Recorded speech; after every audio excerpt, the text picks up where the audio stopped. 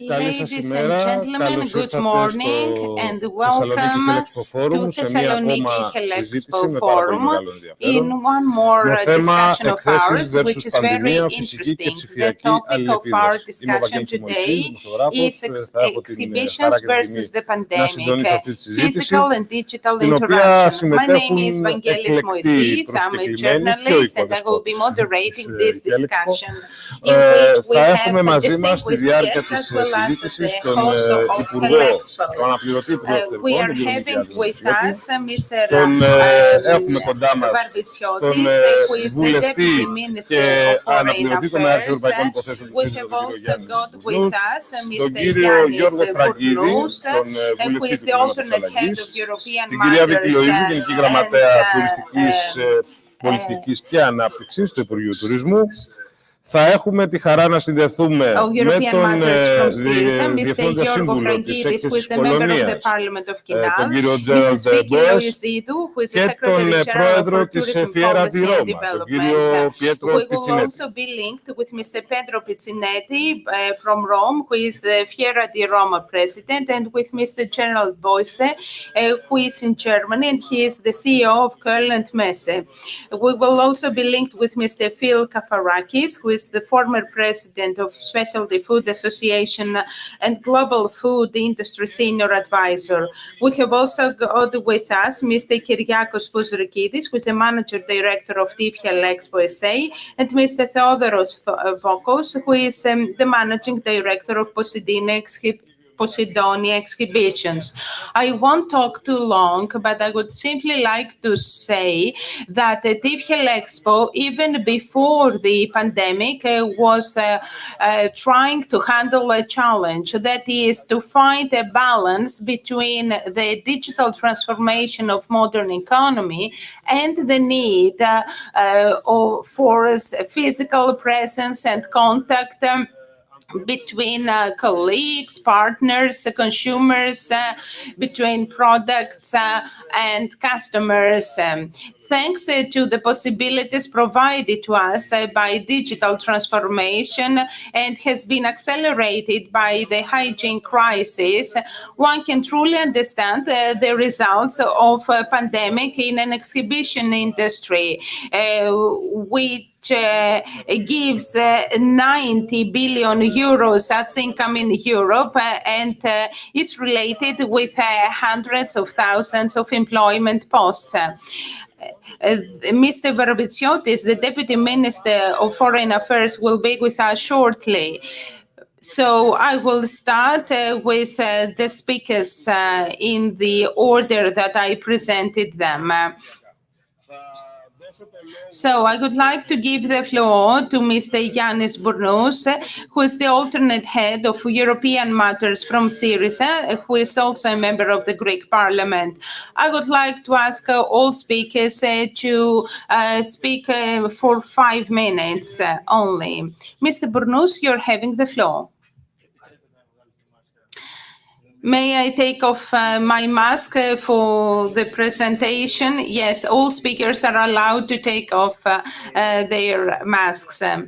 First of all, I would like to thank you for inviting me to participate in this discussion. The COVID pandemic has caused indeed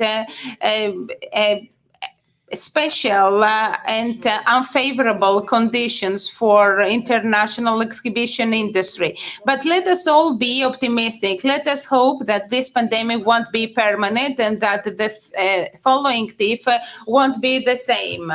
When the COVID pandemic goes away, it will leave its mark in the attitude and behavior of peoples. It will have affected the behavior of people to be able to shake and embrace themselves and embrace each other. And this will affect several sectors of the economy significantly. Digital transactions have soared and hybrid education platforms. there are also positive aspects in this hygienic crisis. It will leave us with a permanent feeling of alertness and responsibility. We will have learned that our attitude will affect other more vulnerable groups of people. This has happened in the countries of Eastern Asia that have faced a hygienic crisis in the past. They have taken their lessons and now they are at a better condition to face the COVID crisis, both at the level of state and at the level of social groups. So despite the increased cost, we should undergo all these changes. And who knows, in the future, after taking all these measures and finalizing them and making them permanent, this might make us more resilient and resistant to other types of flu.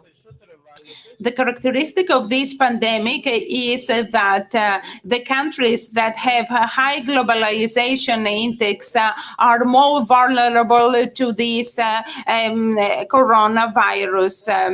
That is, countries that are the heart of people going in and out and products coming in and out.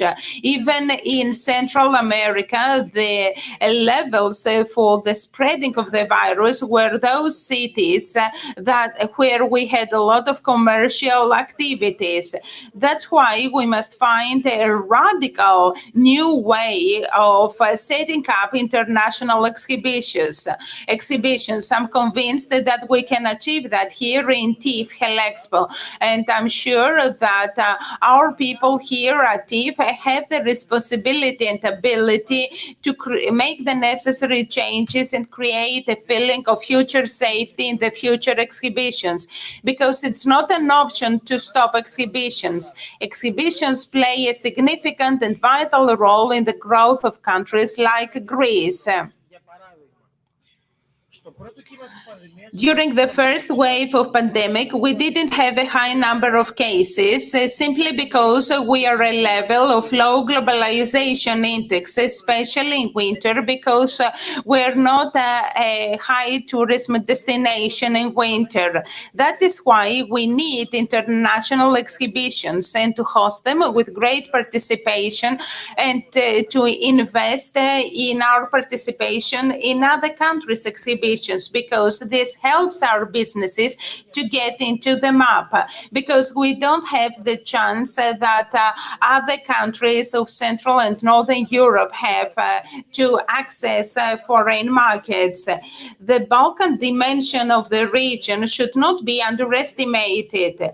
The small and rich countries of Central and Northern Europe are clusters of innovation and exchange of know-how.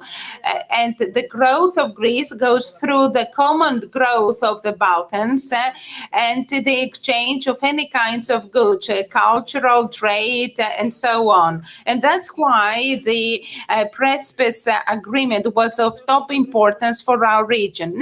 Let us now move on to the Belt and Road Initiative from China. This might be the catalyst to move on to other levels of outward looking for our region. The previous government by Alexis Tsipras saw that this was an opportunity so that Greece would become a gate to Europe, competing the ports of the Netherlands and Belgium. Our country has the possibility to become an even more popular destination for exhibitions all over the year, all around the clock. We had record number in exports, tourism, research and technology during the Syriza term. All this showed that our economy was on the outward track of transformation, and this would give a solution to several of the structural problems of the country. In order to create a qualitative employment post, the increase of competitiveness and productivity that will raise the level for all sectors and will affect the less competitive businesses. This is the road for growth and development, and not the violent liquidation of businesses as it it happened recently because several SMEs were characterized as zombies. The pandemics will be over, but it won't continue from the point where we left. The post-pandemic era will be different. We will have change in the attitude and behavior, in the way labor will be organized, in our consumer habits and interest transports. We will have become familiar with hybrid forms of communication, both physically and virtually, as you have been doing here during the Thessaloniki Helexpo Forum. But what I see is that we will continue with some practices that have been going on for millennia in humanity, that is our behavior in the markets, because this is what exhibitions do. They move us forward to a better future of cooperation and prosperity. Thank you very much. Thank you, Mr. Bournous, the alternate head of European matters from Syriza. I'm really happy to see that we have been linked with Mr. Miltiadis Varvitsiotis, the Deputy Minister of Foreign Affairs. Good morning, Mr. Varvitsiotis. Can you hear us? I'm really sorry that I cannot be physically with you today, although I have promised that to you.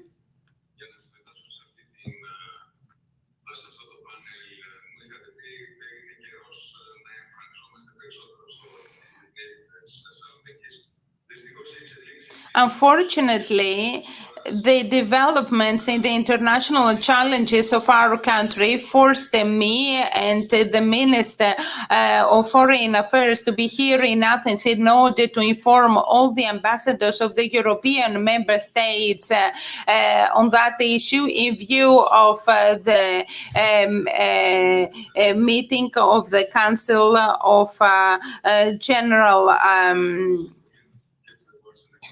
of General Affairs that will be held next week, and that's why I cannot be with you physically.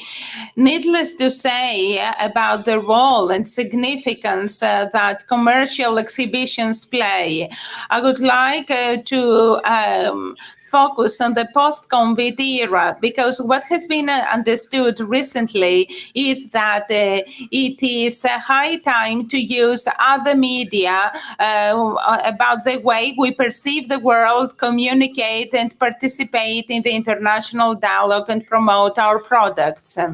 Undoubtedly, even in Greece, which was not one of the countries that was very organized both at economic and social level concerning its commercial transactions, great leaps have occurred in recent months.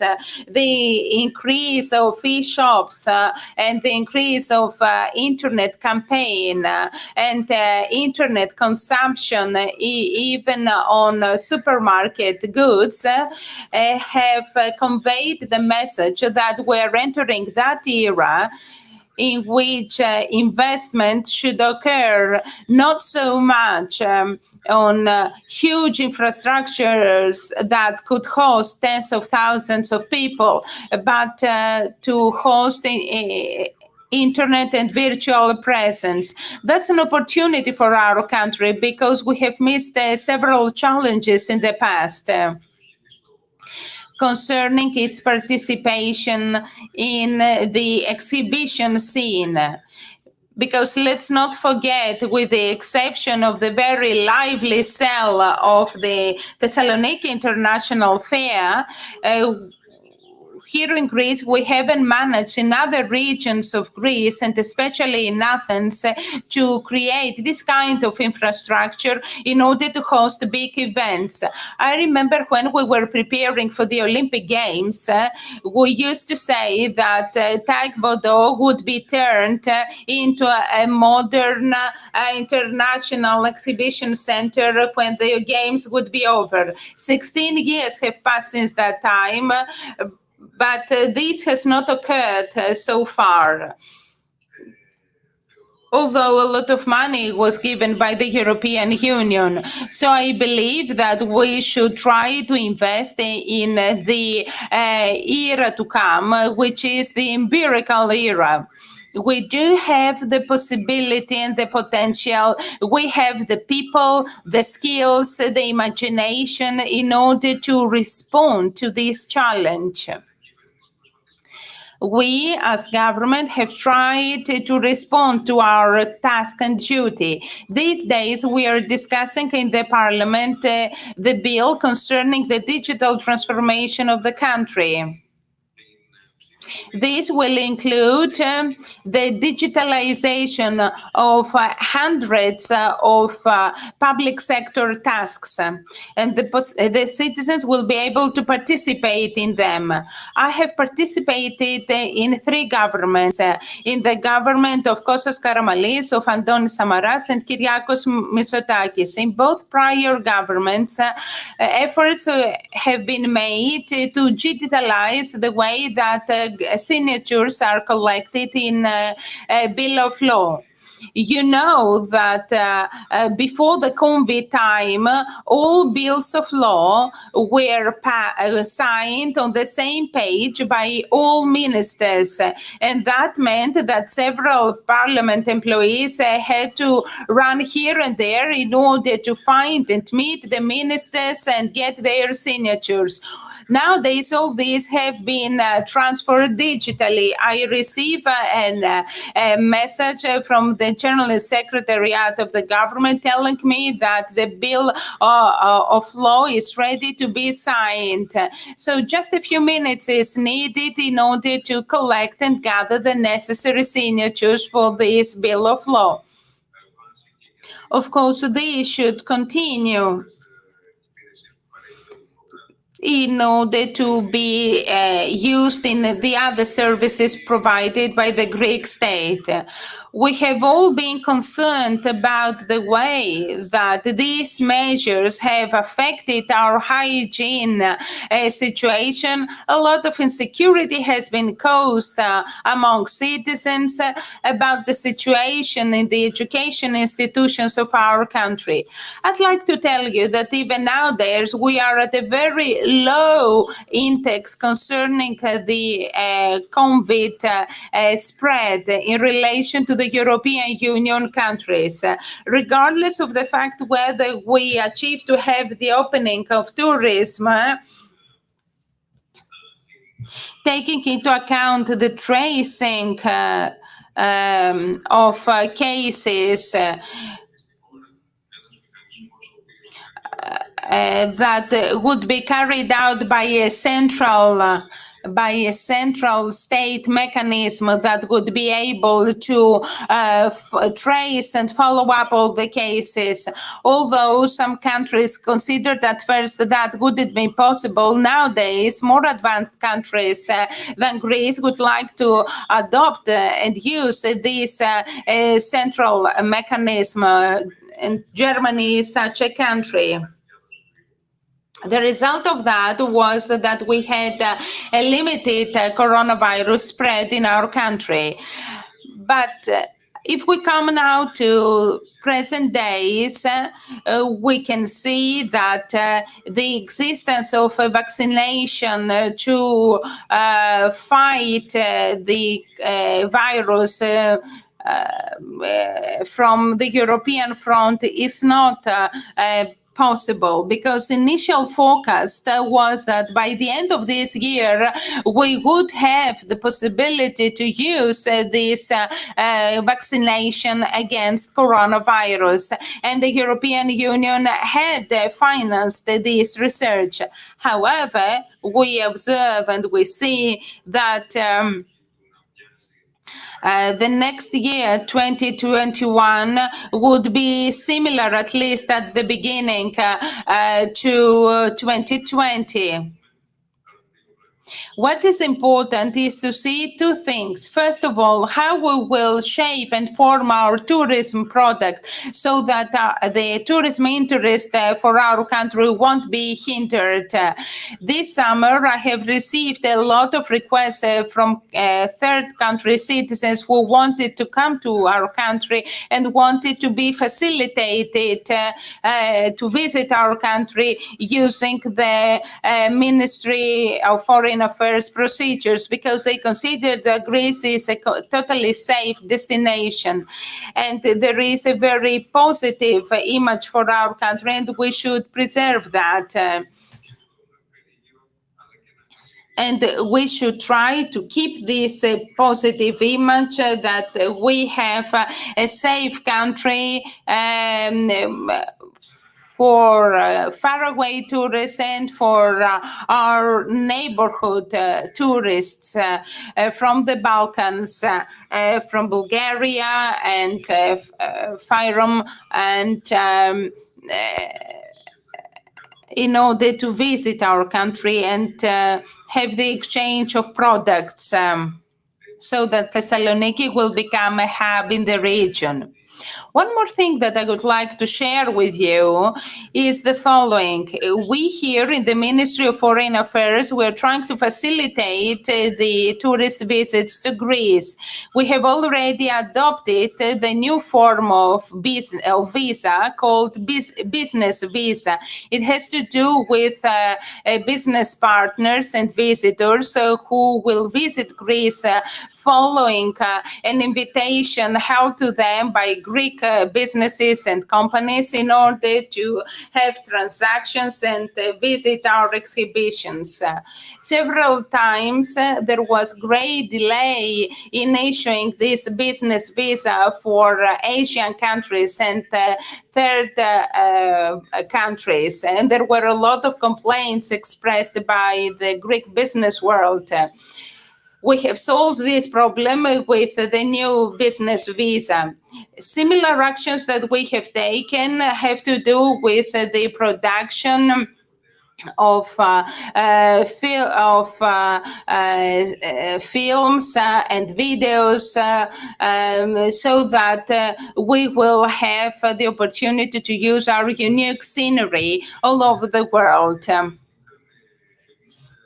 Finally, these days, we are holding the presidency of the Council of Europe. The Council of Europe is the warranty of the principles and values of Europe. This institution was founded 71 years ago. All participant countries, signatory countries, expressed their faith in democracy and human rights respect. And through the Declaration of Human Rights, this has become part of our legal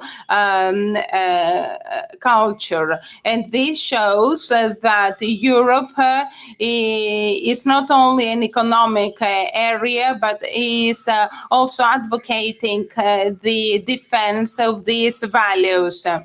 Greece took over the presidency of this organization in May 2020. At the beginning, we had planned a presidency that would be focusing on the following generation of the Europeans in order to include more young people and make them being involved in that and try to protect them from these extreme voices that are very vividly heard in their voices due to the fake news and misleading information on the internet. But in the end, we changed our theme and topic. The last trip I had before the general lockdown was on the 8th and 9th of March in Strasbourg. There, the Council of Europe presented a general plan for education. After the lockdown, this theme was not relevant to what we're experiencing these days. So we changed our topic. Our presidency became a digital presidency. We had very few events with physical presence. We have opened a dialogue, a digital dialogue, and we bring speakers from all over the world, and we live stream those talks. By the end of our presidency, we would like to adopt, as Council of Europe, the Athens Declaration. The Athens Declaration will include in a legal document and text of ecumenical value and force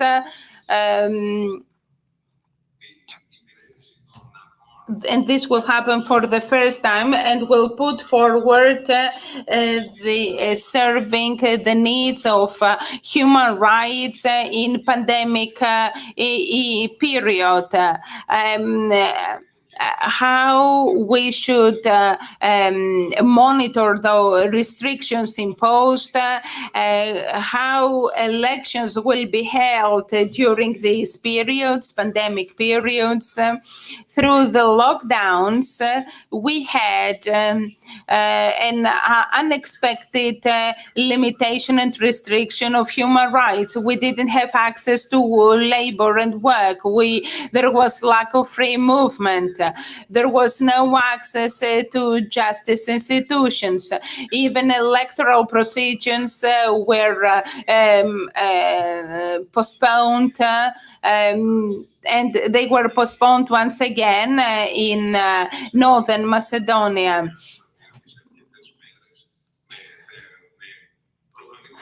And although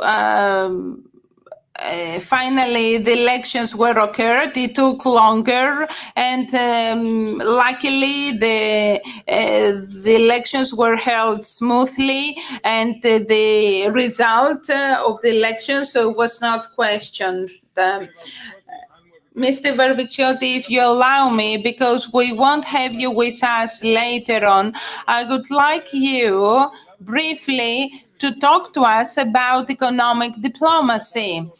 What we know is that economic diplomacy goes beyond the limits of a roundtable discussion. Economic diplomacy, which is served to an extent by the mobility resulting from exhibitions, could be substituted digitally. Just a brief comment, please. My view, and what we all have realized, is that physical contact and physical communication cannot be substituted by any other medium, because what we have realized in the framework of the European Parliament, while we have teleconferencing and teleconvening, each one of us is standing before the camera and reads what has been prepared to him, and he doesn't have this side communication, the sideline communication, that is to talk with people in the corridors during dinner time and during the breaks. Therefore, it is important to preserve, maintain, and insist on preserving the institution of commercial trade fairs, trade exhibitions, and congresses. In the Ministry of Foreign Affairs, we are transforming the way that our country has been participating in economic diplomacy so far. Up to the previous year, economic advisors, to a great extent, belonged to the competency of another ministry. It was the Ministry of Economy. But nowadays, they are part of the Ministry of Foreign Affairs. in our effort to transform the Ministry of Foreign Affairs, this is a legislative document which is at its final stage. We would like to create the National Agency of Outward Looking and to reinforce it with Enterprise Greece. We would like it to have European Union financing and to offer even more to the exports of Greece. But nobody should fool themselves. The brand name that a country has achieved and conquered provides it more credibility to the products that it produces. So what is extremely important is the Greek brand name, which has improved recently, because it has been obvious that Greece was a country that managed to handle the first wave of pandemic, and it appeared to be very well prepared compared to other countries that had much better mechanisms to handle this kind of issues. Secondly, the fact that the country has got an international voice in all fora. It has been negotiating with strong voice and sober voice. And thirdly, it promotes communications with countries beyond Europe, that is Mediterranean countries and the Gulf countries. All these create a positive climate. We will be here to help the business world of Greece, to help TIF in Thessaloniki, exporters and business people in northern Greece take advantage of all opportunities and try to see how we can continue the increase of our agricultural products that started in 2019, how we will be able to continue it and multiply it. Thank you very much, Mr. Varvitsiotis, for your intervention. May you be well. Ladies and gentlemen, we would like to thank the Deputy Minister of Foreign Affairs, Mr. Varvitsiotis. We talked a bit longer with Mr. Varvitsiotis because he won't be with us later on. Let us move on right away to Mr. Giorgos Frangidis, who is member of the Parliament of Kinal. He is the head of tourism development, because these exhibitions and fairs have to do with tourism development. We've got Mrs. Lοΐζου with us today. Good morning to everyone. Thank you very much for inviting me here. I'm very happy to participate in the Thessaloniki Helexpo Forum. The coronavirus spread has forced us to face unprecedented situations that have affected the whole of society and economy. Traveling restrictions, quarantine measures, lockdowns have caused a wave of uncertainty all over the globe and, of course, have shaken the world economy. The exhibition sector and industry could not have been affected. Hundreds of exhibitions were cancelled at European and world level due to coronavirus. The economic loss comes to billions of euros, and thousands of employment posts are at stake, mainly in Europe. Despite the huge economic blast that exhibition centers have suffered, exhibition centers have affected positively the pandemic period, because they have offered their grounds to be used for other purposes by hospitals. And in this way, they supported the economy, the local economy, economy and society. The Thessaloniki International Fair is the biggest economic exhibition event in Greece and of great importance for the whole of the country. Its annulment had a great cost for the city of Thessaloniki, and that amounts to 50 million euros.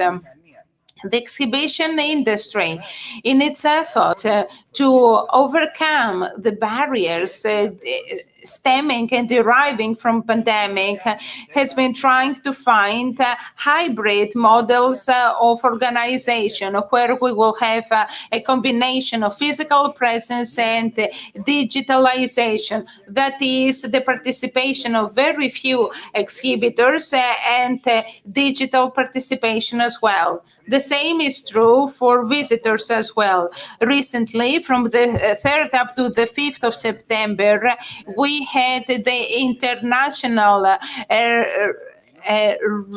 radio devices in Berlin.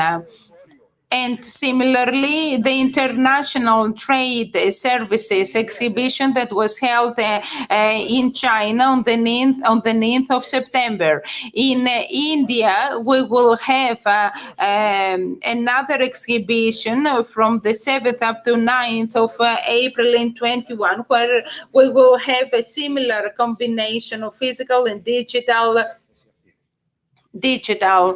participation. Luckily, digital technology has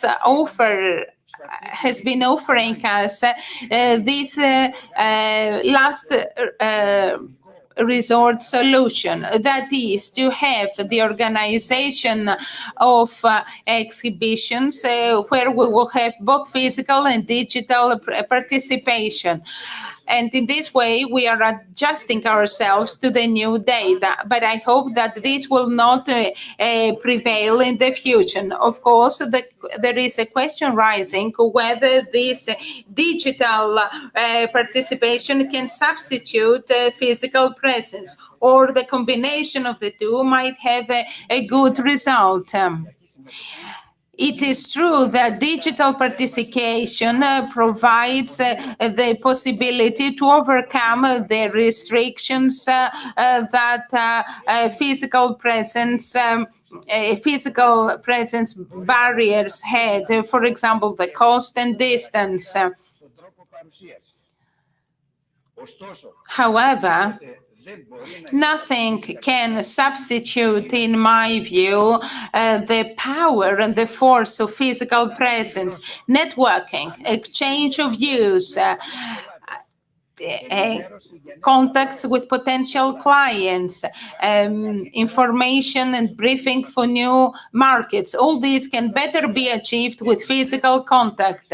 Physical presence allows you to look at your interlocutor at his face, to see the body language and start human contact with a handshake. The meeting of exhibitions on similar products gives the possibility to exchange views on these products and the possibility to develop projects and partnerships. That is, getting to know potential clients cannot be substituted by a digital relationship. Perhaps a discussion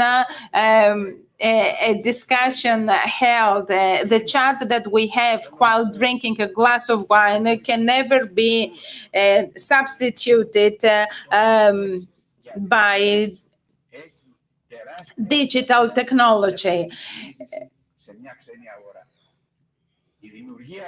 The creation of a friendly environment, as it is the exhibition pavilion and stand, where we have a pleasant discussion, a pleasant chat, and a warm environment, plays an important role in the development of business contact and transaction.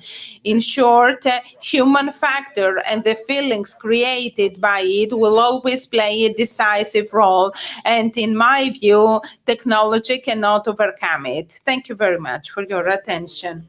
Thank you, Mr. Frangidis, who is the member of the parliament from Kinal. We have a lot of participants who attend us on the web and they use the Thessaloniki Helexpo Forum platform. I would like to inform our digital viewers that they can address their questions to our speakers by sending their questions to press@helexpo.gr.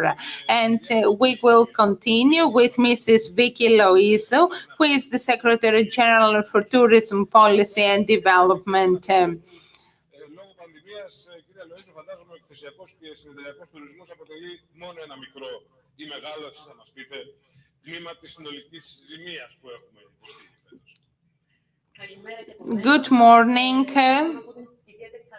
I'm particularly happy to be with you here. This is my first public presence as Secretary General for Tourism Policy and Development.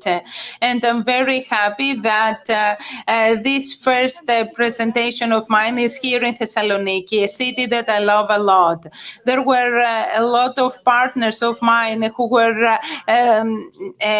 hesitant to the fact that my first presence should be here in this panel where tourism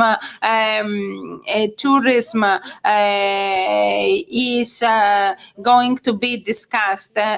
Tourism, a sector that has been greatly affected by this pandemic. But right now we might be facing the negative side of pandemic, but at the same time it might be an opportunity for us to set a strategic plan, an action plan, and not just a wishful plan about how tourism exhibition should be developed in Greece. It's a field that has a lot of opportunities. We are here to work with you, the government, local authorities, the private sector, and we could have a specific action plan in order to create a specific tourism product.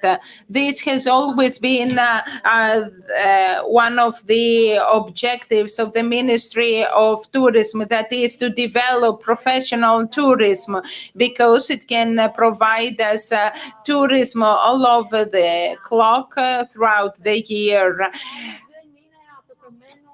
Besides, it is not isolated from the other forms of tourism. Therefore, if we are able to work systematically in order to put forward the systematic advantages that our country has to this field, and to work in order to improve our weak points, because we are aware of the fact that we're not perfect, there is still a lot of room for improvement.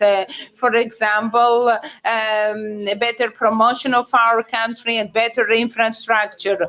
So we could have a better diversified product that will be better environmentally friendly, and this has been promoted due to pandemic. And due to that, we had the new forms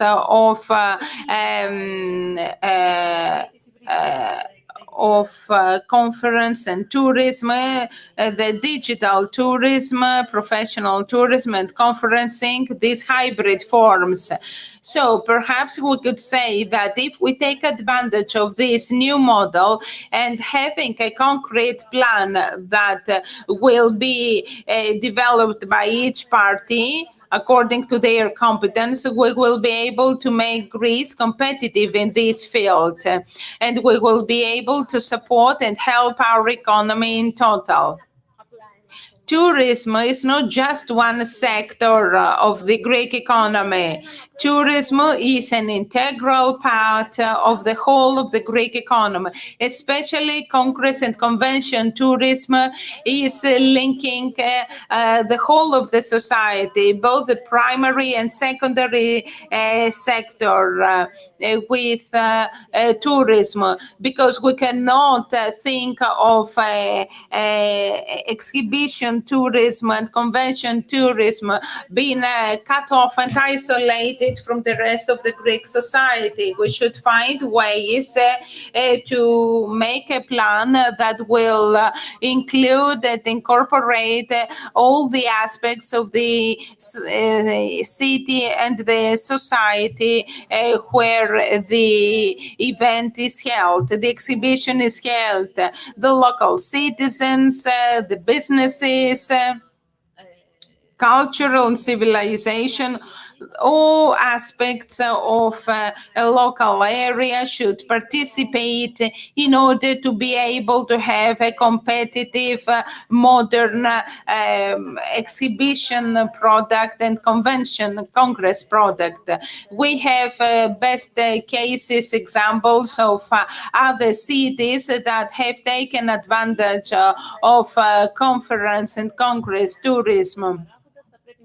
The pandemic shouldn't hinder us, it should mobilize us in order to work hard and make all necessary infrastructure so that Greece will be pioneer to that field. We should take advantage of the recovery fund and we should all work together in order to have the next day the new productive model of our country, as our Prime Minister says. Thank you, Mrs. Lοΐζου. We have the pleasure to be connected and linked. Can you hear me, Mr. Boise? We have been linked with Mr. Gerald Boise, who is the CEO of Cologne exhibition. Good morning. Can you hear me? Can you hear the English translation, Mr. Boise? Yes, absolutely. Good morning. Mr. Boise, welcome in Thessaloniki digitally. I think we can hear you. We can better once hear again, you. good morning to everybody from me here in Cologne. You have First of all, I must say that I'm very delighted that all representatives from the tourism industry and also from the government see the big chance that also trade fairs can contribute to the tourism sector in the respective countries. And I truly believe that the recovery after the crisis, there will be trade fairs will play a vital role in this recovery. So I can only encourage everyone to invest in this sector and also make use of the great recovery funds which have been put into place from Brussels. But first of all, as you know, Cologne is also a partner city of Thessaloniki, and these both ancient cities, which always have been in the focus of trade, have a great relationship over the past years. And of course, I want to say hello to my friend Kyriakos from Thessaloniki Fair, who is a highly respected colleague, and I really regret that Kölnmesse is not able to bring this huge German pavilion to your fair in September. So,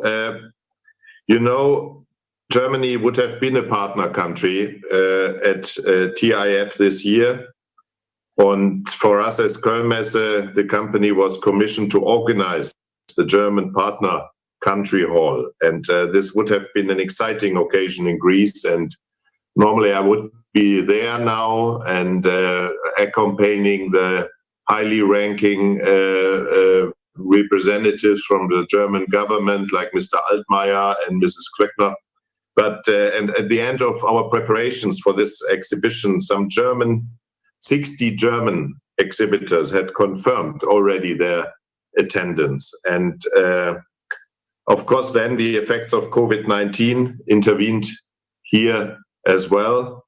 And I can only say that also my team was really hardworking to to get as good exhibitors to Thessaloniki this September, and we had an impressive pavilion with about 6,000 square meters gross space, and it's really a pity, and we are very sad that we cannot put this together. But not only this pavilion was hit by the crisis, of course, also our company. Maybe I can explain a little bit how Kölnmesse has a similar operating model like Thessaloniki, of course. So we own the fairground, but also we are organizing major events throughout the year. And we were hit by the crisis at the end of our historic record year in 2019. So then we had the recent months, we have been forced to postpone or cancel many of our events. And this has been, of course, very difficult for us, as we know how important trade fairs are, of course, for our customers. And that is why we are continuing to work on the relaunch. So the first physical events in Cologne are supposed to be held in November. The art fairs, Art Cologne and Cologne Design Fair. So the crisis of this coronavirus has, I think, only accelerated the digital transformation. And we heard the recent speakers mentioning the so-called hybrid events in the future. And I think now the crisis of COVID-19, that trade fairs need to currently undergoing change. And that is, trade fair organizers not only have to follow this change, but also to actively shape it. And digital events are helping us to learn for this future. So that means concrete for us that we are increasing through digital events and through hybrid events, we are increasing the reach for exhibitors and visitors on a digital basis. For example, we had to cancel all our exhibitions until end of October here in Cologne. Even the government played a very, very constructive role here in Germany and North Rhine-Westphalia. They allowed us actually up from June, July to organize exhibitions. But we have to say that our exhibitions in Cologne have such a high proportion of international exhibitors and visitors coming, of course, from so-called states where the infections are still growing, like US, like Asia, like South America. So we had a lot of cancellations from companies who were expecting to see exactly these visitors here in Cologne. So we had a great deal of discussions, and then we decided very, very strictly to organize, for example, our big show Gamescom, which is one of the leading shows for games and video. We decided to organize this only digital, not physical. And I must say we learned a lot in the preparations to this exhibition. And in late August, Gamescom marked purely digital form at our location here in Cologne.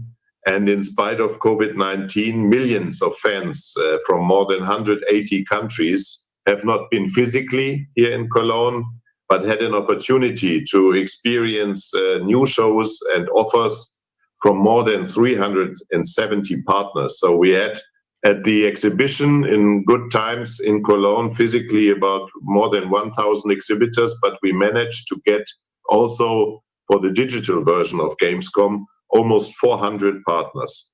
That is really encouraging. And that was not an easy task. And within 4 months, we really put a new digital exhibition together. But it was worth it. The digital Gamescom set a benchmark for the international trade fair sector. It was the exhibition with the highest digital reach worldwide.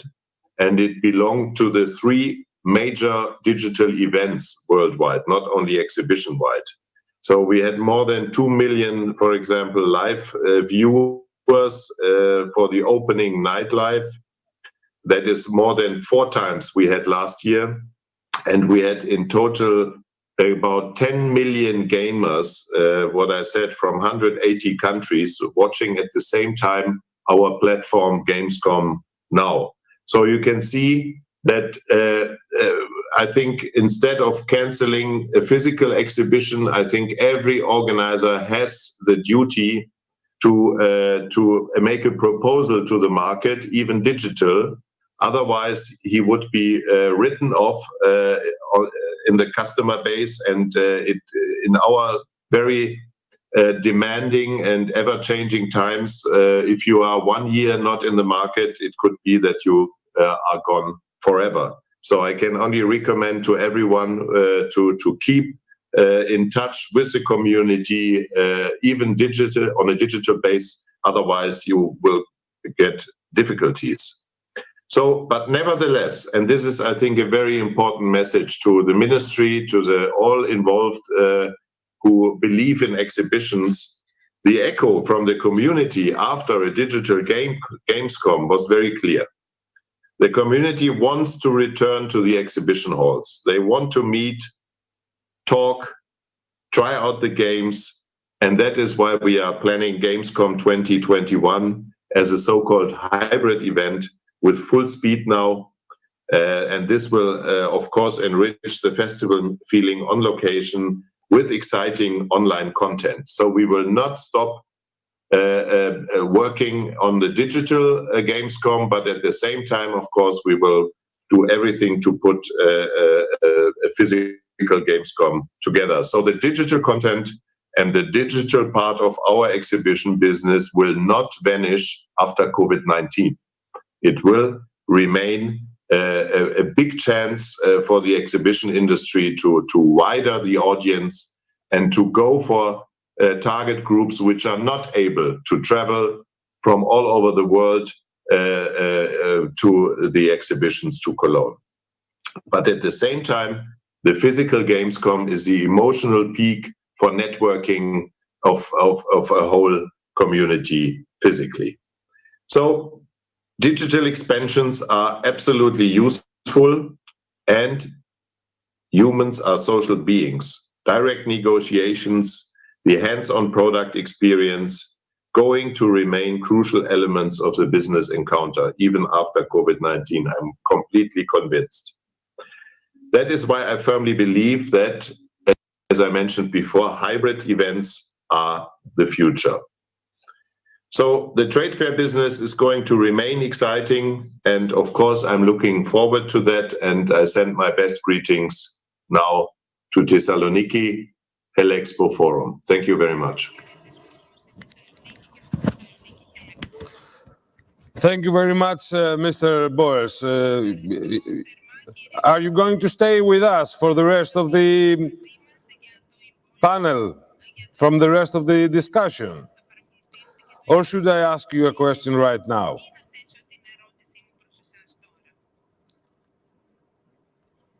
Mr. Boers, do you hear me? Anyway, λοιπόν, θα περάσουμε, φαντάζομαι ότι θα έχουμε την δυνατότητα να επικοινωνήσουμε ξανά με τον Επίτροπο. I believe that we will have the opportunity to listen to Mr. Boesi later on for my question. Now we move on to Mr. Kyriakos Pozerkidis, who is the Managing Director of ΔΕΘ-Helexpo and our host. Mr. Pozerkidis, this year we experienced the unprecedented to have Thessaloniki September with no TIFF. But it was an excellent way, the way you reacted and you covered this gap. Thank you very much. for inviting me to participate in this panel. What I'm going to do actually is to sum up what we have already mentioned and to provide some figures that will show why it is important to have international affairs. I would like to thank my dear friend Gerald Boise from Cologne. They did excellent work in Cologne. Unfortunately, the decision of the infectionist didn't allow for TIFF to be held, despite the hard work that our friends from Cologne had done to participate in TIFF 2020. I'm very happy to have all the distinguished speakers here talking about event industry and this event organization. It's very important that now we're going to have a specific strategy on the event organization. It is important that the Ministry of Tourism would like to elongate the tourism period throughout the year, and it's very important that the ministry sets this goal as a steady goal. I believe that all our colleagues will agree with that, both our friends from Italy and the president from the USA. What is needed is a different strategy because they are different markets. We are here in order to contribute with the Greek experience, and that's why I mentioned Mr. Kafarakis, who is bringing us the experience from the other side of the Atlantic Ocean. In 2018, the World Union of fairs and exhibitions had 303 million of visitors, 180 countries. The impact, 116 billion concerning the direct impact.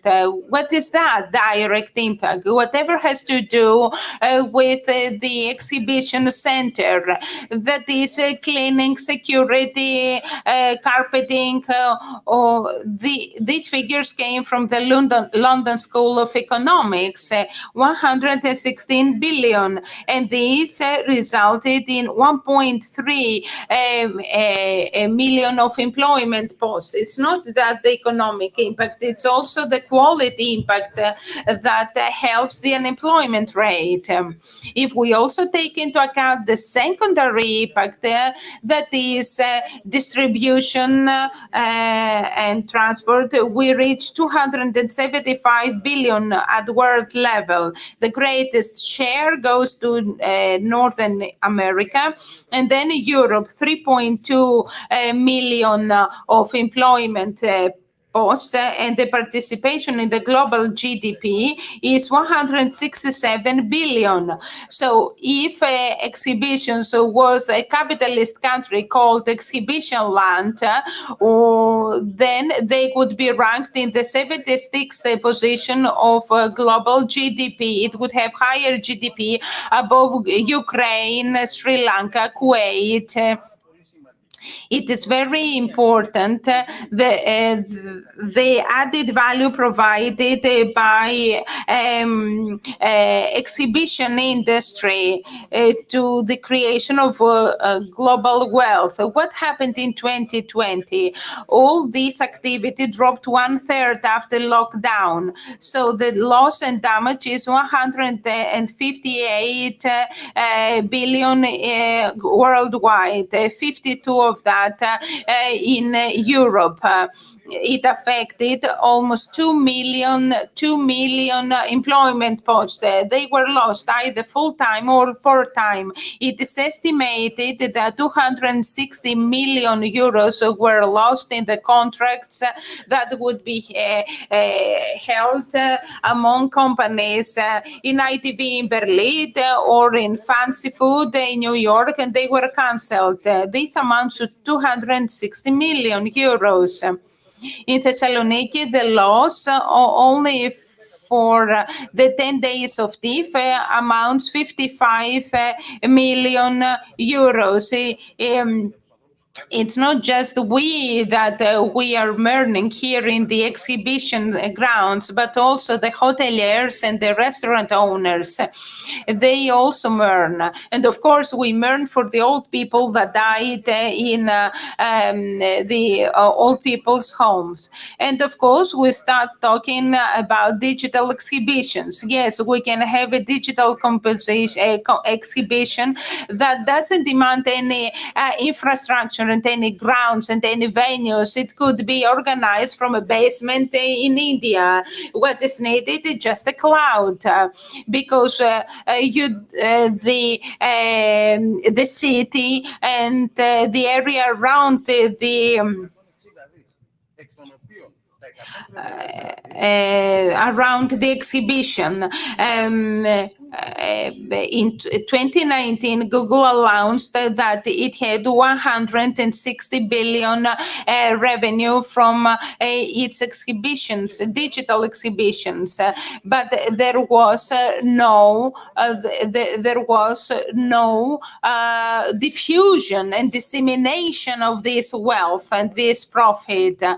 We have estimated that based on the turnover that TIF makes every year, we have estimated that there is a spillover effect to the city of Thessaloniki, and this for 2026 will be 500 million euros.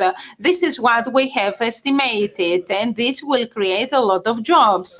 This is really high figure, and as Mr. Frangidis said, it's not just economic infrastructure. We also have social infrastructure.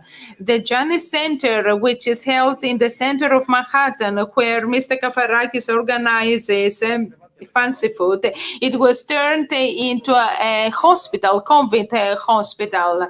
In Poland, the pavilions were turned into grounds where they distributed hygiene material. We here in TIF, we provided our pavilions and grounds to local hospitals or for homeless shelters. So we provide help to the society according to the social needs, as we did when the earthquake, the big earthquake occurred in 1978. Who are our clients and customers? They are both our exhibitors and visitors. Exhibitors is a math concept as well, as you know. In Greek, it is the same word. In English, it is exponent.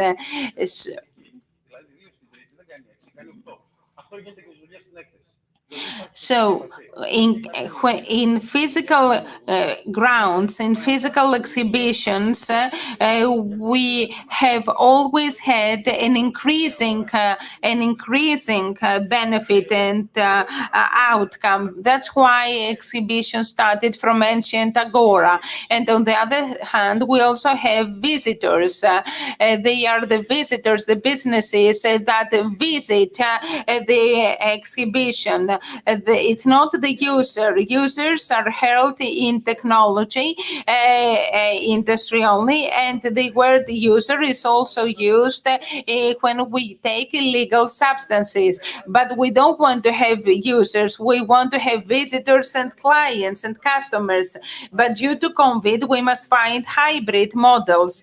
But we shouldn't forget the physical presence and all the good benefit and impact that exhibitions and fairs have to the city, and move to the other end where we will have only digital exhibitions, because users there are not paid and do not pay. And if you don't pay, what kind of client are you? Perhaps the user is the product. Perhaps they aren't our clients, but they are the clients of those who will try to find feta in America, in the States. No, I want not to see the most popular feta. I want to see all the different types of feta. When I visit the Trop exhibition, I want to see all different types of feta and all small producers. But if an exhibition is digital, this will what will come out is only the most popular ones. Of course, the digital form helped to the democratization and the exchange of goods. Undoubtedly, technology is good and positive because thanks to that, we have a higher life expectancy.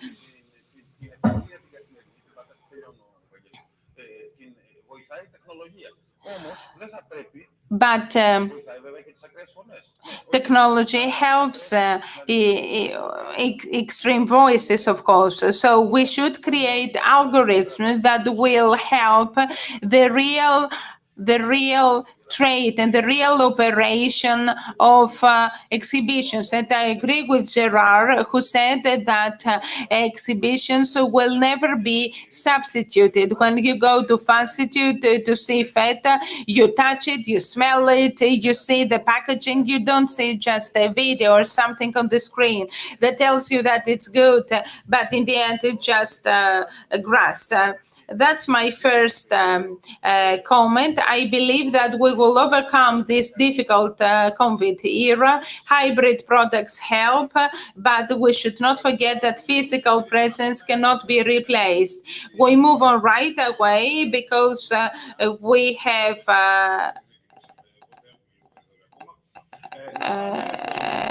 we won't have much time. We move on to Mr. Phil Kafarakis, who is the president of Specialty Food Association and who combines two sectors that are affected by COVID, both exhibition and catering and the food industry. But at some part, food industry was benefited. You're having the floor, Mr. Kafarakis. Thank you very much. I'm very happy to be with you today. I feel very proud to be here with you and talk about this important issue because, as my friend, the medical doctor said, the figures are incredible. But I'll speak in English because I would like to provide you some thoughts of mine, not as a former president of the Specialty Food Association, but as somebody who has been in the market for 40 years, more or less.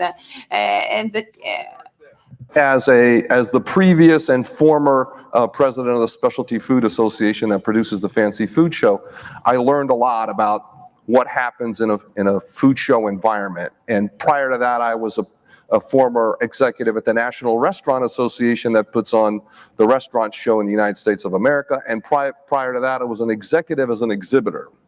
So the events business is the great equalizer, as you just heard. If you're small, you're on the same footing as if you're very large, because that's your opportunity to be whatever you want to be. So let me start with giving you some details and perspective. The unknown variables in the event business are going to have to be contended with many, many learnings, because we're talking about direct engagement, and shaping the future is something that is already starting to happen with the engagement, the experience. You can't see feta and taste it. You can't smell it. So there's a human component that we need to talk about. But you know what's happening right now and has already happened around the entire world is that this disruptive nature is breeding an environment of accelerated change, and it's creating new behaviors. So one of the things you have to build into your business model is agility. That will become the competitive advantage. Whether you're the Greek government, or whether you're a private enterprise, or whether you're an association, or whether you're a prefecture, doesn't matter. You have to come together and develop agility. The other thing that's going to happen here very quickly, and you see it in the marketplace, is complacency. Complacency will destroy those that are unwilling to accept new norms. So no matter how far you go, whether you want to stick with a virtual environment that you're going to do forever, or you're going to stick to your old periptero and have nothing but a one-on-one event. If you don't have that ability to change, you will be destroyed. So I'm going to share with you some details. I think everybody covered the very strategic notion of what's happening today, what could happen tomorrow. I have 4 perspectives that I'd like to present to you during this period that I call the intermittent reality. It's intermittent because, like everything else, this will go away and we'll have to deal with something new. So the first thing, of course, and it's something that we should all respect, is the health and safety of all the stakeholders. There is no opportunity to cut corners. There's no options to not do some of the protocols that you're seeing today. The fact that millions are dying and we have to respect the lives of those people is really important, but health and welfare clearly is no longer a table stake. You have to do it. And you already see the protocols, and congratulations to the Helexpo team for setting a world-class example of what these new protocols are. The question, though, is it cannot be done individually. The guys in Cologne cannot do one thing. The guys at Helexpo cannot do one thing. The guys at Javits in New York City cannot do one thing. So I would express to you, learn about what is happening in a standard environment. Certifications are already happening. The International Association of Events and Exhibitions, IAEE, has a certification program that provides consistency for all the facilities. It's something that needs to be promoted to all the stakeholders, whether you're an exhibitor, an attendee, or an organizer. You need to be proficient in what the certifications are.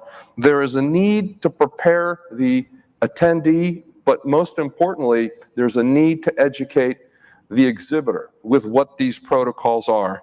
It's in advance, it's pre, on-site, or virtual, we'll talk about that in a minute, and post. Those are the kinds of things that have to be put into your marketing plans, your communication plans, and the awareness for attendees and protocols in advance is critical. These conditions are already being accepted. So taking people's temperature, making sure people are forming a line, they're following the flow, there's a social distancing environment, and the tracking mechanism are standards. People are already starting to be conditioned to accept these things. Can you imagine if you're putting on an event and people don't understand that this is the protocol when they come? What will they do? There's a lot of people that will leave. So it's a part of the business model that shouldn't be forgotten. The other important part of this pre and preparedness piece is it starts to give you more information on your qualified attendees when you're in a business-to-business environment. So now you know a lot more about people because you're gathering all this information. I couldn't come to Greece unless I filled out a tracking form and the Greek government knew exactly where I was going. I gave them more information than I would normally give them. But it's a protocol that now is accepted. It's not something that will be fought over. And I think that's really important because that gives you now more information, and as whether you're an association, whether you're the exhibitor or the attending producer of the show, you've got more information. It also could be a revenue stream when we start talking about the economics of what's going on. The second thing that I want to make sure is brought to your attention is the operating environment. So in an operating forum, you're definitely going to have to leverage exactly what's happening here. You're going to have to leverage technology. The emerging virtual platforms are everywhere, and that's a whole new risk because some people have a real virtual platform that leverages technology, and other people have a made-up element that's going to require you to do some homework. The use of technology, the interactive engagement that technology provides us, these hybrid events are here to stay. If you don't believe that, you're going to be lost. And I think you need to start thinking about the synchronized elements that come together with putting on events. The experiential flow of how things are done. In my mind and through my experience, and again, these are my perspectives and my opinions, they have nothing to do with the Specialty Food Association or the National Restaurant Association. You're going to be breaking it down into several several events. Discover, there's a discover phase, there's a connect phase, and then, of course, there's a transaction stage that's going to have to happen, and it has to be sequential. And it could be in different parts of a location, and then it could be virtual. But at the end of the day, it's this type of thinking that's going to have to manage how you use every inch of your space. Pods and clusters are going to be the new norm. People are not just going to roam around like they go into a museum, but I think you're going to have to move people in pods and clusters. You're seeing that happening in airports. You're seeing how planes are being debarkation and how people are put on an airplane. It's the same kind of element when you think about how you, whether you're an exhibitor and how you're going to engage your personnel, whether you're the facility locator, whether you're an attendee, and clearly whether you're going to be the producer, whether you're an association or a federation, your membership has to understand that. The other important thing as I get into this is the exhibitor preparedness becomes a new revenue stream for you, adding education to the services you provide, adding tech tools to the services you provide. If you're conducting, if you're Helexpo, why wouldn't you give somebody a virtual experience that they can buy? Why wouldn't you give them an element to be able to engage in a technical platform that you normally wouldn't sell them? Those are things that you need to think about in an economic environment that's going to change. The other important piece is as everybody comes together, the private and public trusts, the private entrepreneurship that takes place with the partnerships, insurance and legal considerations are of the utmost importance. In my previous life, as I had to struggle with whether I was going to cancel a very significant show and the facility was being turned into a public use as a hospital, the members were going crazy because they wanted me to cancel the event right now. But the lawyers and the insurance people could not assure me that I was not going to have an economic problem on my hands.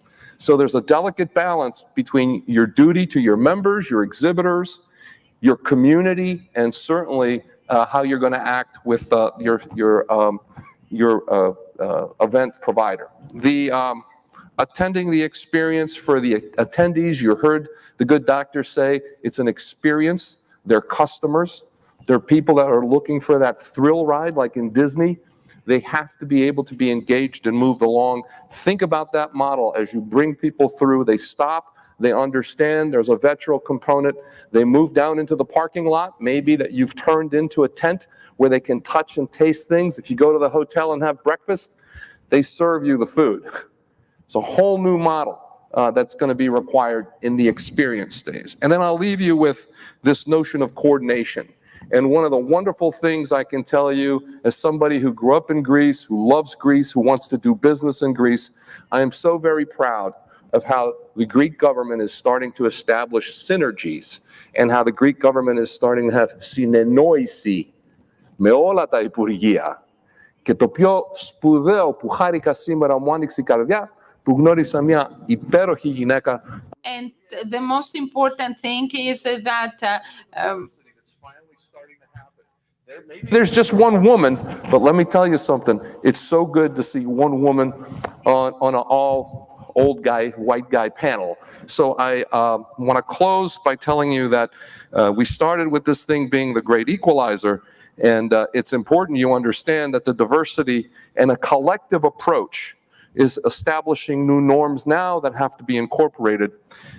But the one thing I want to leave you with is that our competitor is not us, and individually as competitors.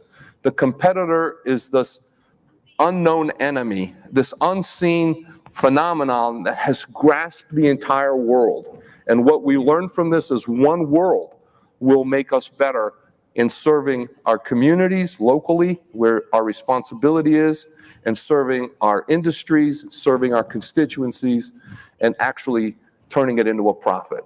Σας ευχαριστώ πάρα πολύ που, κύριε Πρόεδρε και αγαπητέ. Thank you. I would like to thank the President and my dear friends who invited me here.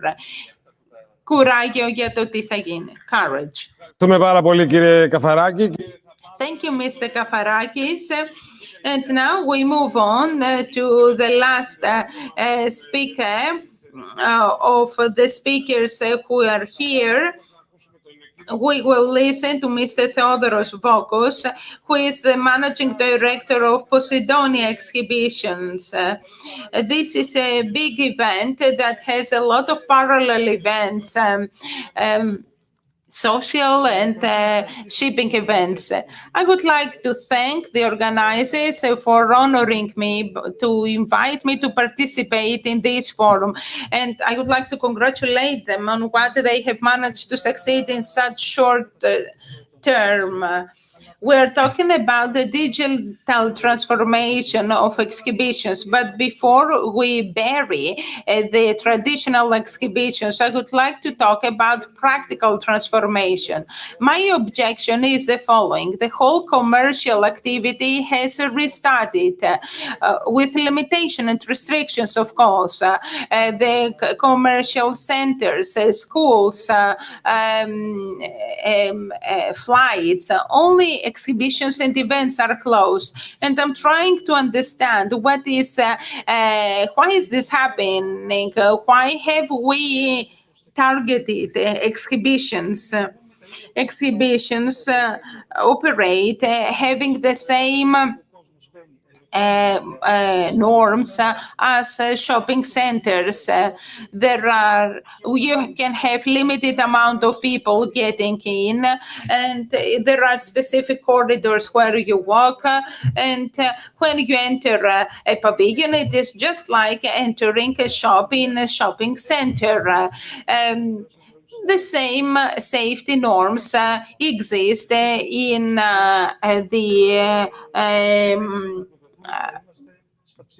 the exhibition center, and they are even higher because we will have foreign guests. However, the rebooting and restarting of exhibitions haven't started yet. Probably because they were international, but the cruises have started once again. Cruises again is a closed area. 3,000 people are together in one ship. They stop at the local destination. They go out. They see. They get in touch with local population.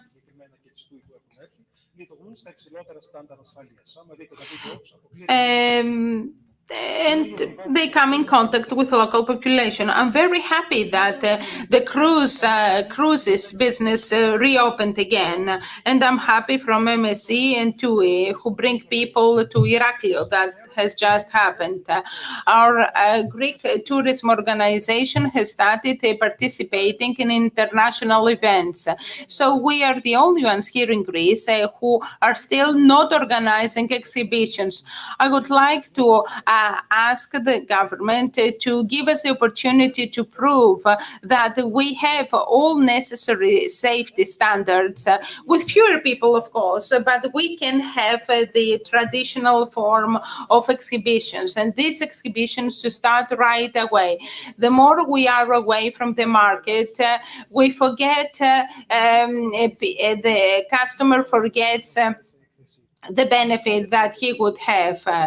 If a company hasn't participated in an exhibition for 2 years, it's difficult to convince it later on to give 30,000 from their budget to participate. Let us now move on to the digital transformation aspect. It's a necessary tool, but it shouldn't be one way. It could reinforce exhibitions. The hybrid model is inevitable, but it's not adequate and enough. The exponential benefit of exhibitions is important. It's not enough for us to sell an online pavilion. And at what price would you sell it? 1/20th of your turnover, and it will provide no benefit to local economy. So why not try to see how this will work worldwide? Globally, exhibitions have started working once again in Japan, in Germany, in China. Why not here in Greece? The government from the beginning handled the crisis very well. and tourism has started operating. The whole business activity has rebooted and restarted. Let us start exhibitions once again. We will only have benefit. As I can see, the people who are here have observed all safety measures. People are trained. If people go to the commercial center, to the shopping center, they are sprayed, they use masks, they keep distances. Why shouldn't they do it in exhibitions? In practice, this is a new way for thinking. That's all I wanted to say. Thank you very much. Thank you, Mr. Vokos. I was informed that we can be connected. We will be connected to Mr. Pietro Pizzinetti, the president of Fiera di Roma. I would like to ask a very brief question.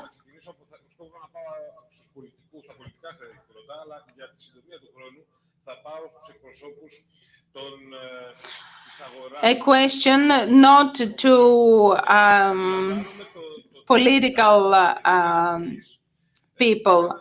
I believe that digital has another dimension. Digital crime is also reinforced. So there is increased need to safeguard people and users against digital criminals.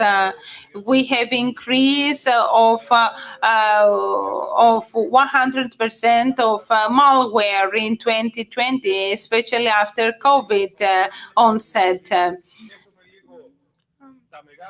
Think of big digital events, the online criminals operating as submarines, and the big events, exhibition events, being like the ships that go through the sea, and they never know when the bomb will reach them. Have you thought of protecting the businesses that will participate in these digital events? I believe that Mr. Kafarakis would like to say something. It is correct what you're saying. And as I've said earlier, there are several companies that provide platforms. What is important is that these new platforms are new competencies. The partner with very credible and recognized partners who understand these things. The problem is going to be in the economics. You're going to have to pay more for something that's going to be much more secure and risk adverse. I would tell you that this is not an area to be cheap in. Make sure you have excessive analysis and review of your partner, because you will need a partner. You can't do it on your own. And there's some great 20-year-olds that know how to do these things, but I would caution you, make sure you're operating with someone that's very credible and has global guidelines. Ναι. Κύριε Ποζερκίδη. Mr. Pouzerkidis, can you comment on that? Yes, that's important because there are more risks, both physical and digital risks. Yes, undoubtedly, we should protect not only our own organizations, but we should protect our clients, our visitors, and attendees. We shouldn't turn our attendees and visitors into products. We shouldn't let malware software to exist there. What is needed is specialized knowledge so that we will be able to protect our exhibition agencies as well as our clients, who are thousands, and finally the consumer and public health. While we have the transition from the physical exhibition to to the digital exhibition. Who is the winner?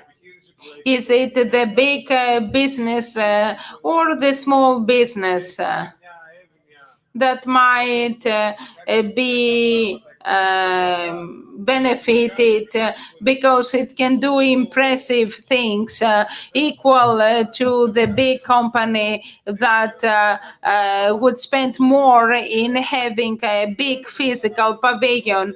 But in the digital world, there is no difference between pavilions.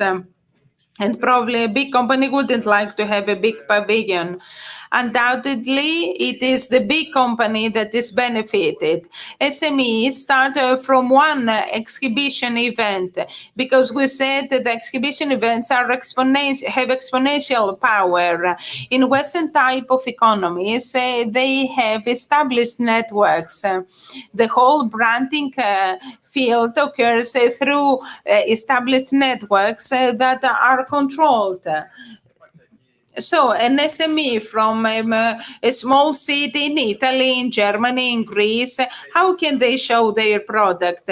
Do they have the product? Do they have the means, financial means, know-how, human resources?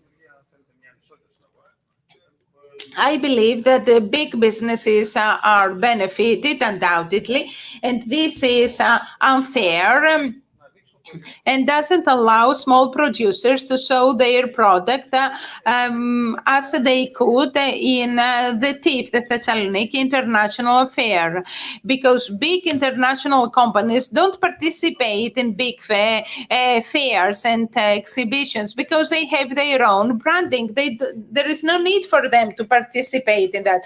Big international companies have their own networks. Could you have digital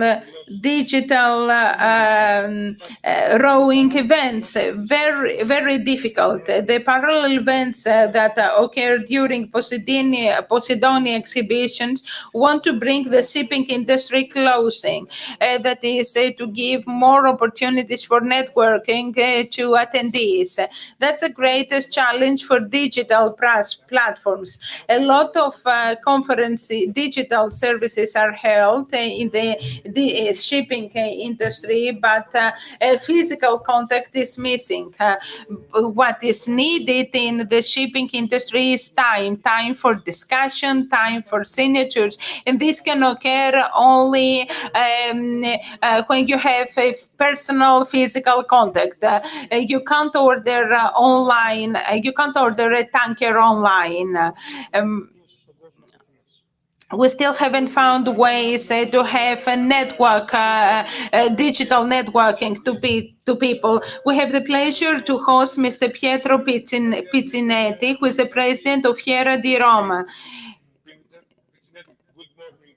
Good morning, Mr. Pizzinetti. Good morning from Greece, from Thessaloniki. You're the president of Fiera di Roma, which have suffered great pain.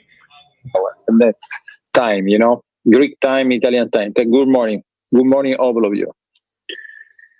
You're the president of Fiera di Roma of Italy, which have suffered a great pain from the COVID-19 pandemic. And what were the consequences in the exhibition field in Italy? And what is your opinion in the subject of we're discussing about the digital transformation of exhibitions?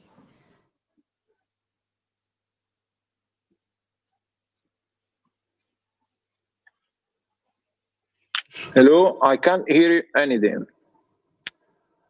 Αν μπορεί να μας ακούσει, μπορούμε τεχνικά να το καλύψουμε αυτό, να μας ακούσει ο κύριος Πετσινέτη. I said, do you hear me now?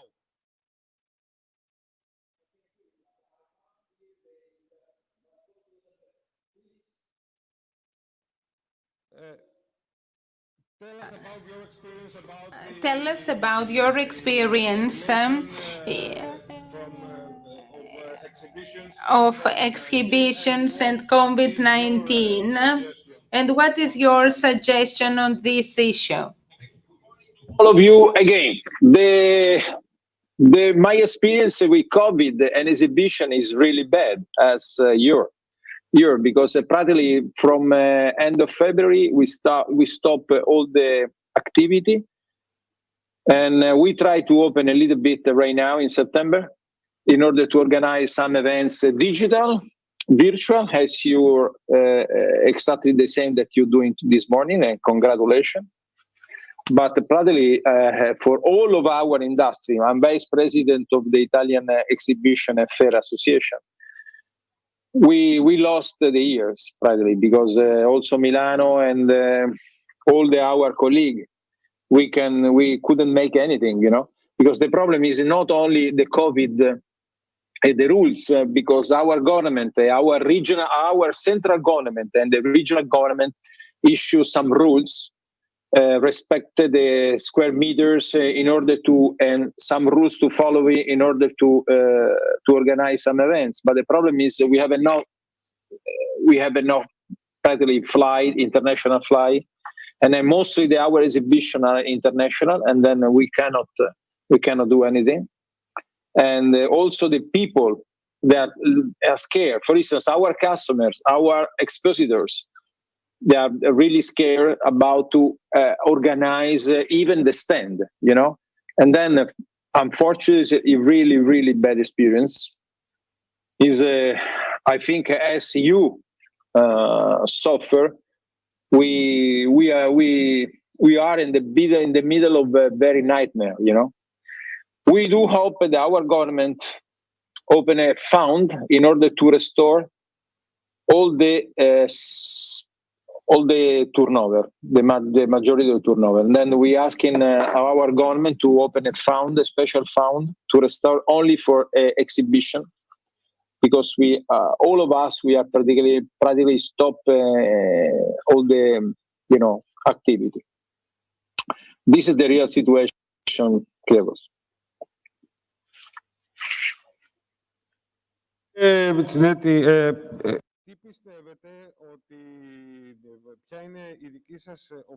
What do you believe will happen concerning the digital exhibitions? Due to COVID, we keep on talking about the digital exhibitions. What do you think will happen? Can you hear me? Can you hear me? I will rephrase. I thought you have the translation. You can get it. But I will say it in English. What is your opinion in the subject of the digital transformation of the exhibition subject we are talking about, the digital transformation of exhibitions? Under my opinion, the exhibitions are made to be physical, not virtual at all. And then, of course, virtually can help us now in the very dramatic moment. But I really do hope that our industry can switch again to physically events very soon. Certainly, all of us, we had now the platform, all of us, we had the experience to organize the virtual. And then thanks for this experience, we can, in the future, we can do something together with the physical events, some virtual platform. For instance, we study with our government to have a platform for all of our exhibition industry to open a different area and then to maintain the exhibition all years. And then, but to stress to have a physically events. Again, for our opinion, meeting industry has been the name of the meeting industry because to be together. And then the fair, since the first expo in Paris, international in Paris 200 years ago, we have to make physically, And then under my opinion, as soon as we get out from this nightmare COVID time, we will be back to organize physical events. Last question, do you have the possibility to to begin the exhibitions again without the vaccine in the... No, unfortunately, you are right. We had to wait the vaccine because, as I told you before, most of the people, they are scared in order to organize, to be also to have a stand, you know, to meet some other people. And then because if you switch on the TV, only COVID. You switch on the newspaper, if you read the newspaper every morning, COVID. If you talk in the radio, COVID. I mean, we are focalized on the COVID problem. And then this is also a psychological approach that is really negative. And unfortunately, our sector as a tourism, business tourism, we are the sector that most suffered for this kind of problem. And then, unfortunately, we gotta wait the vaccine. And then my opinion is that the reality starts by end of 2020, the 2021. Since the 3 months ago, I was convinced that could be start again the business in spring 2021. But now, if you look in the possibility to have vaccine and also to restart the international flight and connection, I think we gotta wait at the end of 2021, and then we have to be prepared to pass the 2021 almost at the same condition that now. Thank you very much, Mr. Pizzinetti.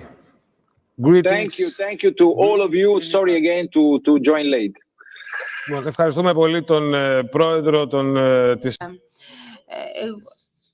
We would like to thank Mr. Pizzinetti, who is the president of Fiera di Roma. President, I would like to ask one joint question for the three political executives of the panel. I would like to ask all of you to try to avoid the ideological aspect of the question. Could you please give us the practical approach?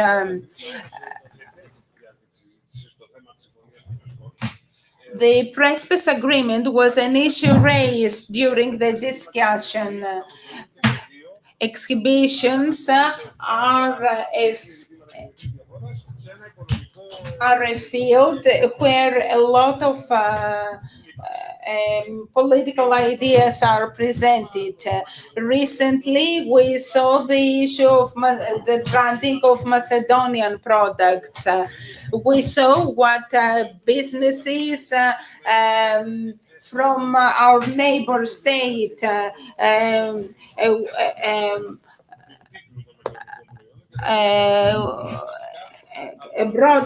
launched complaints against Greek companies. How can we overcome the fact that the Presmes agreement has left some pending issues that haven't been concluded? So how can we tackle this issue at economical level? Because we will have to face business people from our neighboring country, Northern Macedonia. In my presentation, I talked about the impact that it would have on, I said that Presmes agreement would have an impact on the exhibition field. We must have a co-development of the whole Balkan Peninsula because it would push our country upwards. Why? Because our country is the first economy. So talking about our relationship with the country of North Macedonia, the commercial, the business relations, I believe that we should have self-confidence. The Presmes agreement in this aspect set the framework within which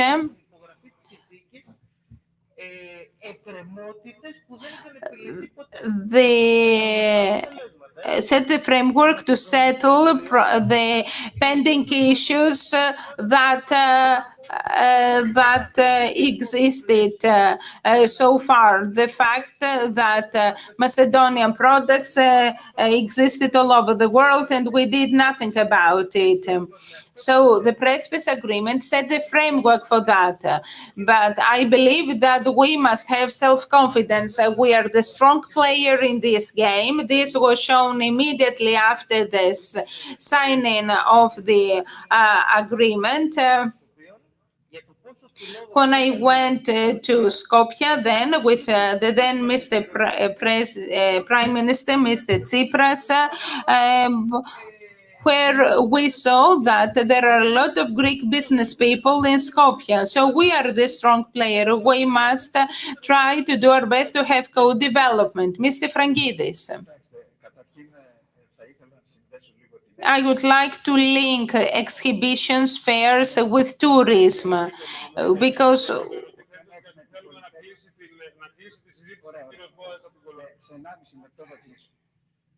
just 1 minute. We don't have the luxury to praise ourselves. The situation is hard. Tourism has been greatly suffered by coronavirus. In 2019, we had 31 million visitors, 18.5 billion of income. Now it's just 3.5 million. So we have a lot of people whose jobs are affected, jobs that have to do with exhibitions and tourism. And right now, although we aren't talking, we should be talking about overcoming this barrier. Now, about the agreement. No, I asked about Macedonian products. Yes, the Prespes agreement has some important negative elements. One of that is the Macedonian products. We here in Greece have a serious problem, a huge problem, because they come out and use the Macedonian name in their products, and when we export our products, we have a problem. What does this mean? It means that all political forces should not have hidden agreements, because these are issues of national importance, and we should have one national line on that. All political forces in Greece should sit down at the same table, discuss these issues, so that all Northern Greek producers who have products that are exported to be able to do that freely. Mrs. Lōizou, this issue went under the carpet due to COVID. But when COVID is over, we will still have this the problem of the branding of Macedonian products. What can we do about it? I think there is a wrong impression created here. Macedonian products are supported by Greece. Our government has done its best in order to have the Macedonian product brand. Yes, that's right. But what will happen when the next TIF occurs, when our neighbors will come and name their products as Macedonian products?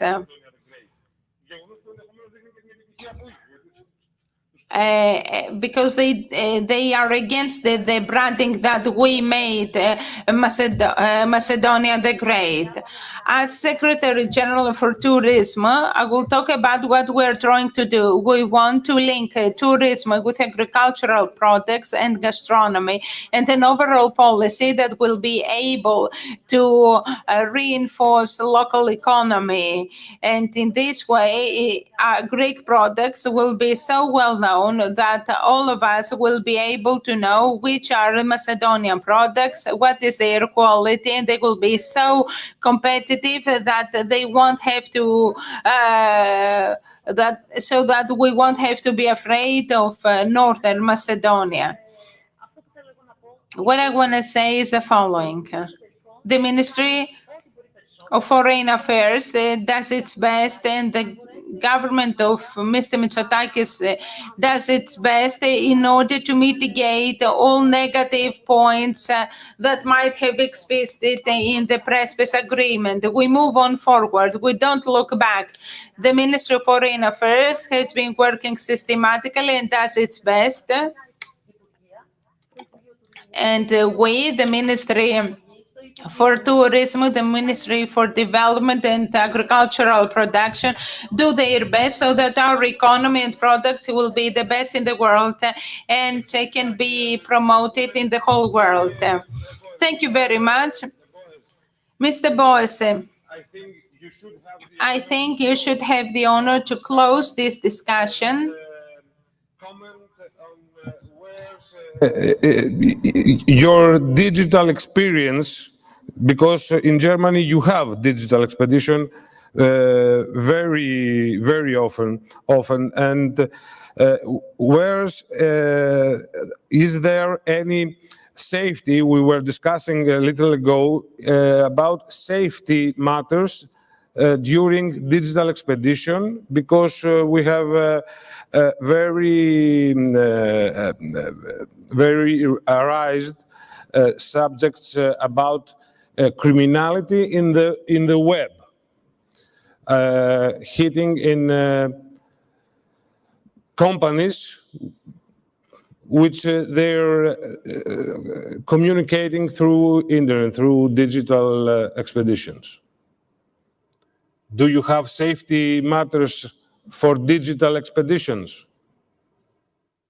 Yes, of course, we have put safety matters in place, and also during last year, there were some cyber attacks to big organizers in Germany, and also we suffered a couple of attacks on our platforms, and sometimes not only attacks, but also through mails, which are distributed to our daughter companies worldwide, and which are asking my managing directors to transfer some money from A to B with my signature.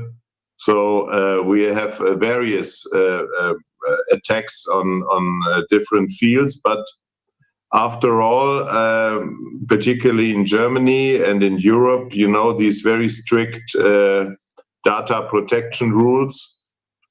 We cannot distribute our data, and we cannot use, of course, our data as we sometimes would like to, because from intellectual property rights also to the right of having the power of your contacts and your address, there are a lot of restrictions, and thanks God, up to now, we did not have any bigger criminal issue by misusing our platforms or even breaking down our platforms. We have invested a lot in cyber defending IT, of course. So our firewalls are up to now pretty tough. A last question, a last very short question. How do you see the possibility to recreate the cancelled German participation in Thessaloniki International Expo after 2 or 3 years? Yeah, of course, we would like to repeat this participation, but the final decision is made from AUMA in Berlin, because they are giving us the financial supports, and they're giving the financial support to German companies. And so the last decision is made by the politicians, and unfortunately not by the trade fair organizers. So, of course, we have put a good benchmark with 60 exhibitors that shows that German economy is very interested in foster the economic relations to Greece, but it finally has to be evaluated and decided by the politicians in Berlin. Mr. Boes, thank you very much. Greetings to Germany. Thank you. Ευχαριστούμε όλους τους... We would like to thank all our speakers, Mr. Barbetsiotis, Mr. Bournous, Mr. Frangidis, Mrs. Λοΐζου, Mr. Boyce from Cologne, Mr.